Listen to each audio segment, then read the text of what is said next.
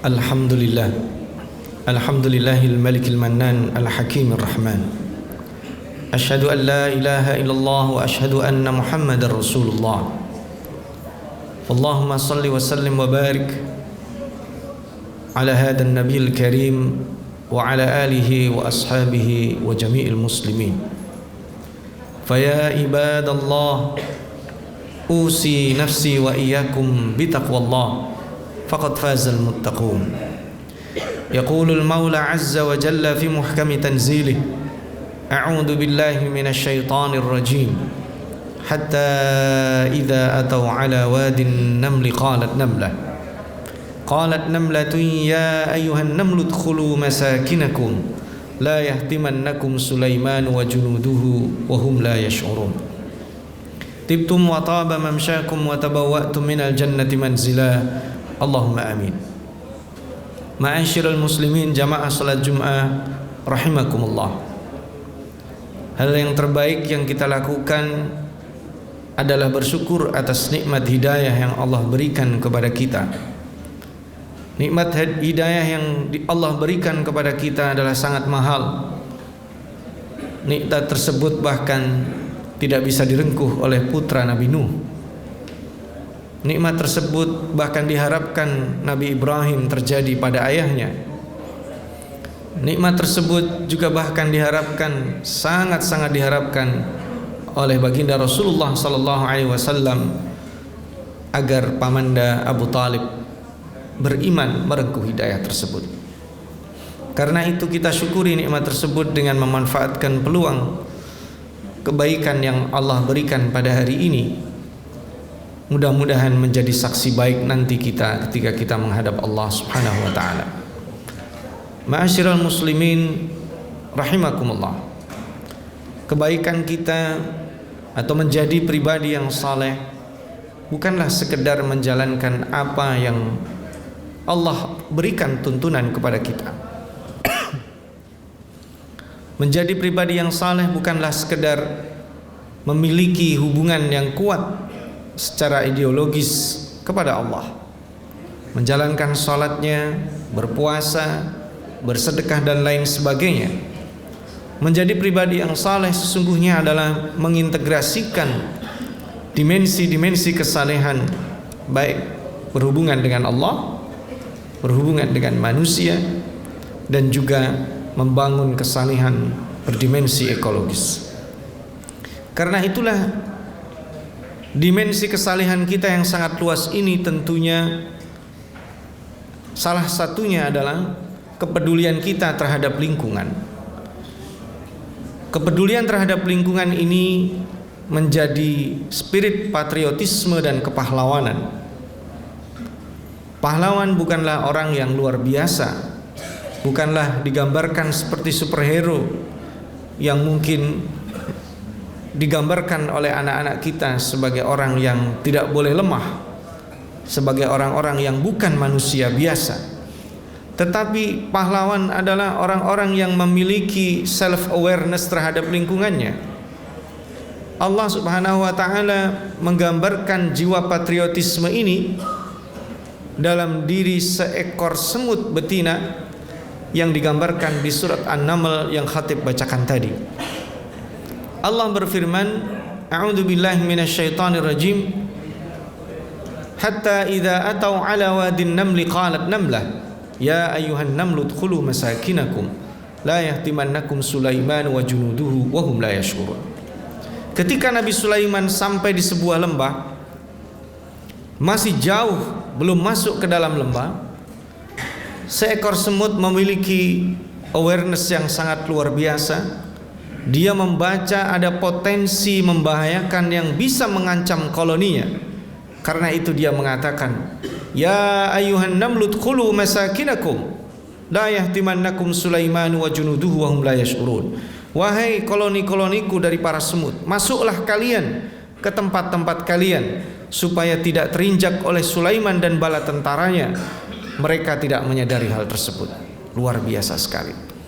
Ada potensi bahaya dan kerusakan yang dimungkinkan terjadi yang tidak disadari oleh pelakunya. Karena tidak semua jenis kerusakan itu disengaja, tidak semua jenis kerusakan disadari pelakunya, tidak semua jenis kerusakan diketahui bahayanya.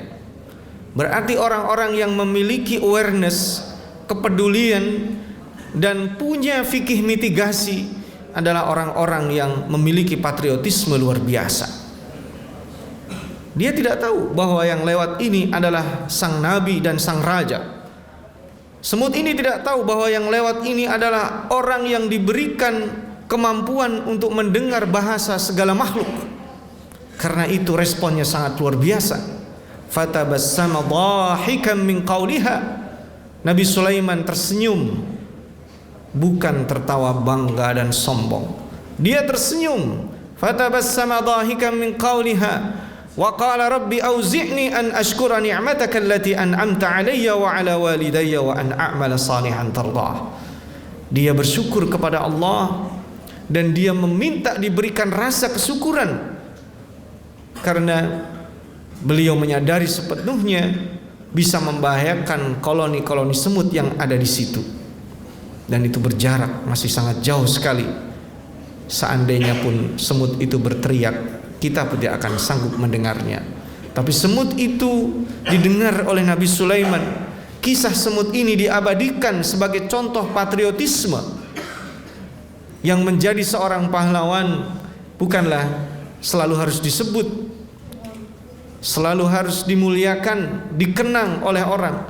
Tapi menjadi pahlawan adalah ketika kita memiliki awareness bahwa nikmatnya menjadi orang saleh adalah ketika menjaga lingkungan kita dari bahaya kerusakan yang bahkan bisa jadi ditimbulkan dari orang soleh sekalipun. Ma'asyiral muslimin rahimakumullah, kepahlawanan ini harus kita tumbuhkan dalam diri kita, agar pada saat kita menikmati sholat kita dengan lembut, dengan khusyuk, bahwa itu belum final, bahwa itu belum selesai. Ketika keluarga kita terlindungi dari bahaya judi online, itu belum selesai, karena ada kemungkinan tetangga-tetangga kita, ada kemungkinan orang-orang yang belum teredukasi itu akan menjadi korban potensi-potensi bahaya dan keburukan yang bisa jadi tidak dia sadari. Ma'asyiral muslimin rahimakumullah, self awareness ini sangat diperlukan karena Nabi kita, Nabi Muhammad sallallahu alaihi wasallam, sebelum turunnya wahyu digambarkan dalam redaksi hadis sahih, hubbiba ilaihi bitahannuthi. Jadi Rasulullah sallallahu alaihi wasallam prihatin dengan lingkungan yang terjadi di sekitarnya, dengan kejahilan yang ada di sekitarnya, sehingga beliau bertahannus, beliau menyepi, beliau beruzlah, beliau memikirkan, meminta petunjuk kepada Tuhannya apa yang harus dilakukan. Inilah profil-profil para pahlawan digambarkan di dalam Al-Quran. Sebagian besarnya menjelma dalam diri para nabi, tapi yang unik adalah di surat An-Naml ini, profil kepahlawanan dan jiwa patriotisme digambarkan melalui kisah seekor semut. Ma'asyiral muslimin rahimakumullah, itulah mengapa Nabi Musa alaihissalam menjadi nabi yang paling banyak repetisi kisahnya terjadi di dalam Al-Quran. Karena kisah patriotisme ini akan terjadi sepanjang masa, bahwa kepedulian terhadap lingkungan ini tidak ada batasnya, bahwa potensi keburukan yang ada di sekitar kita harus dihalau dan dicegah apapun resikonya. Kita tahu bahwa Nabi Musa alaihissalam adalah nabi yang dibesarkan di pusat kezaliman, adalah nabi yang dididik oleh Allah, tapi melalui orang-orang yang darinya sumber kezaliman terjadi. Karena itulah kita perlu belajar menjaga agar diri kita ini tidak menjadi fitnah bagi kezaliman. Karena itulah Nabi Musa alaihissalam berdoa dan mengajarkan doanya kepada Bani Israel, Rabbana la taj'alna fitnatan lil qaumidz zalimin. Ya Allah, jangan jadikan kami fitnah bagi kezaliman.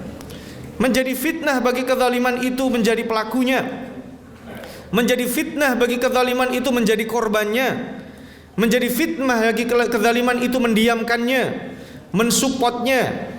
cuek terhadap kezaliman yang terjadi di sekitar kita, itu adalah fitnah bagi kezaliman itu sendiri.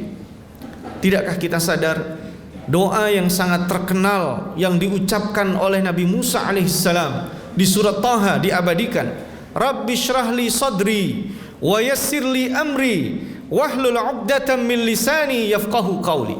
Kenapa Nabi Musa meminta kepada Allah supaya diuraikan keluh lidahnya? Bukan karena beliau sulit berbicara, bisa jadi secara fisik seperti itu. Tapi keluhnya lidah bisa jadi itu berangkat karena ada beban psikis yang berat. Seperti yang digambarkan di surat Asy-Syu'ara. Ketika Fir'aun mengungkit jasanya, qala alam nurabbika fina walida walabitha fina min umurika sinin. Musa, bukankah engkau tumbuh di rumah kami yang membesarkanmu, memberi makanmu, memberikan fasilitas kerajaan kepadamu. Coba bayangkan seandainya kita adalah Musa dan itu terjadi. Setiap kita adalah Musa, kita terjerat dengan hutang-hutang jasa kepada banyak orang di sekitar kita. Tapi apakah ketika orang-orang yang pernah kita berhutang jasa kepadanya berbuat kezaliman lantas kita mendiamkannya? Karena itu kita harus melakukan repetisi dan pengulangan doa-doa yang dicontohkan kepada Nabi Musa, wahlul 'uqdatam min lisani yafqahu qawli. Seorang pahlawan tidak memiliki beban psikis. Seorang pahlawan dia memiliki visi jangka panjang yang limitless, yang tidak dibatasi oleh usianya, yang tidak dibatasi oleh karir, jabatannya, nama baiknya. Semuanya berada di belakang Allah subhanahu wa ta'ala.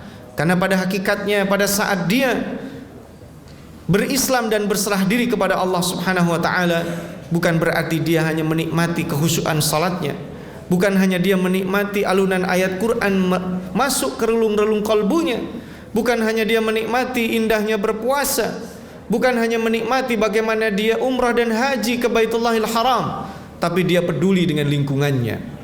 Apakah lingkunganku lingkungan yang aman?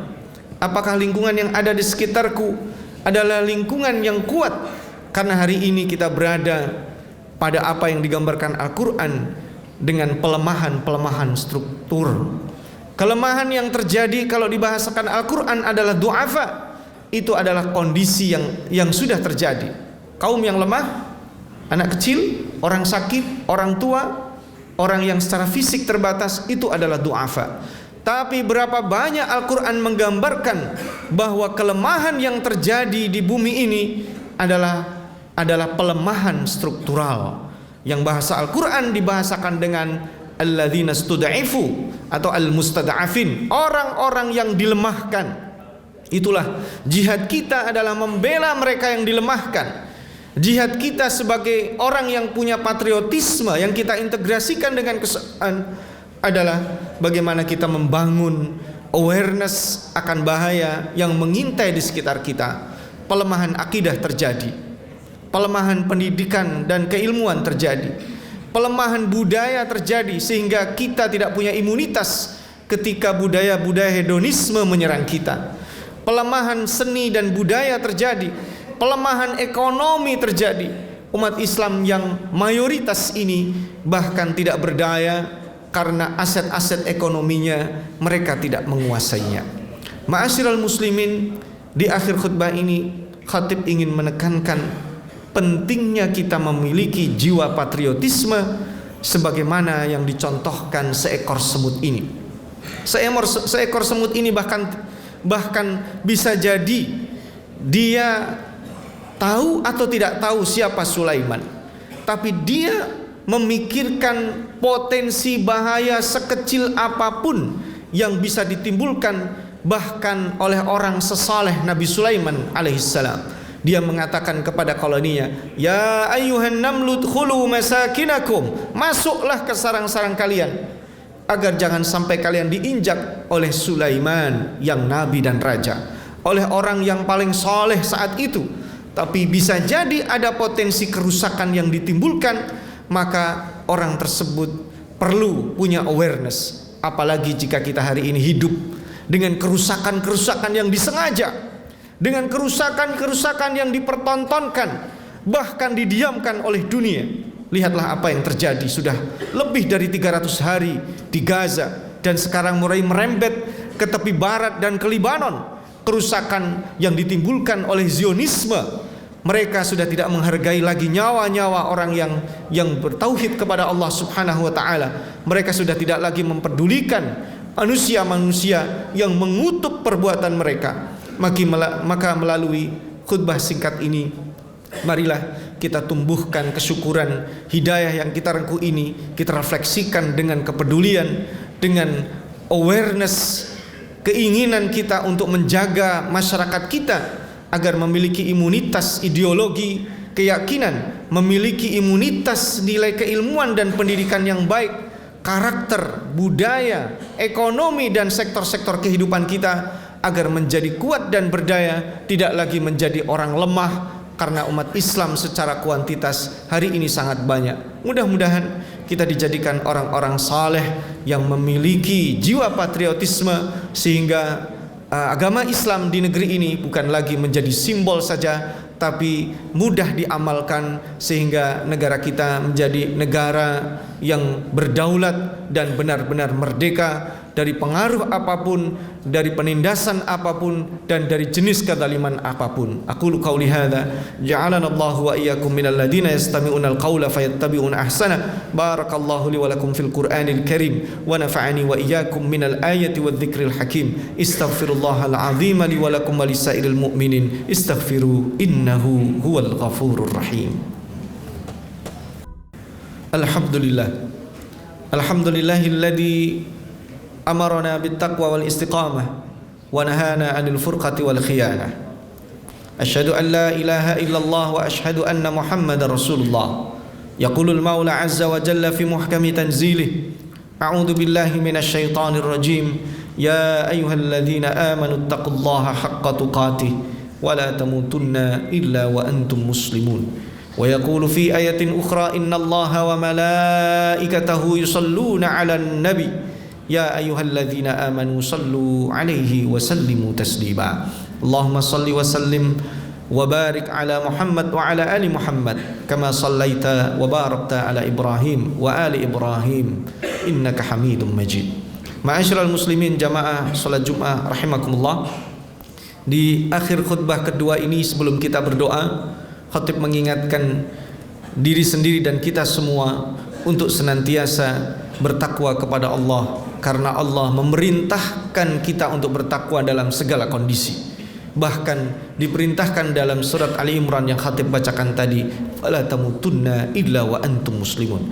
Karena bertakwa ini adalah menjaga konsistensi. Karena bertakwa ini adalah menjaga agar kita tetap berada pada koridor kebaikan, sekalipun fluktuasi keimanan kita naik dan turun bersama syakilah, bersama keadaan kita yang dipengaruhi secara internal maupun eksternal. Mudah-mudahan kita dijadikan sebagai hamba-hambanya yang bertakwa, orang-orang yang bisa menjaga diri, keluarga, dan lingkungan dari hal-hal yang bisa merusak akidah kita dan keimanan kita kepada Allah Subhanahu wa ta'ala. A'udzu billahi minasyaitonir rajim. Bismillahirrahmanirrahim. Allahumma ighfir li jami'il muslimin wal muslimat wal mu'minina wal mu'minat al ahya'i minhum wal amwat innaka sami'un qaribun mujibud da'wat wa ya qadiyal hajat. Allahumma ij'al jam'ana hadha jam'an marhuma wa tafarruqana min ba'dihi tafarruqan ma'suma wa la taj'al fina wa la minna syaqiyan wa la mahruma. Allahumma ansur ikhwanana al mujahidin wal mustad'afin fi Filistin. Allahumma ansurhum ala أعدائهم من الصهاينة المجرمين. اللهم تقبل شهداءهم. اللهم أنزل السكينة عليهم. اللهم ثبت إيمانهم. اللهم اشف جرحاهم ومرضاهم. اللهم انصرهم نصرا عزيزا. اللهم افتح لهم فتحا قريبا. اللهم حرر المسجد الأقصى الأسير وأعده إلى رحاب المسلمين وارزقنا الصلاة فيه يا رب العالمين. اللهم ردنا إلى دينك ردا جميلا. اللهم تقبل دعاءنا وتوبتنا. تقبل صلاتنا وصيامنا وقيامنا. تقبل منا إنك أنت السميع العليم وتب علينا إنك أنت التواب الرحيم. ربنا آتنا في الدنيا حسنة وفي الآخرة حسنة وقنا عذاب النار. وأقم الصلاة.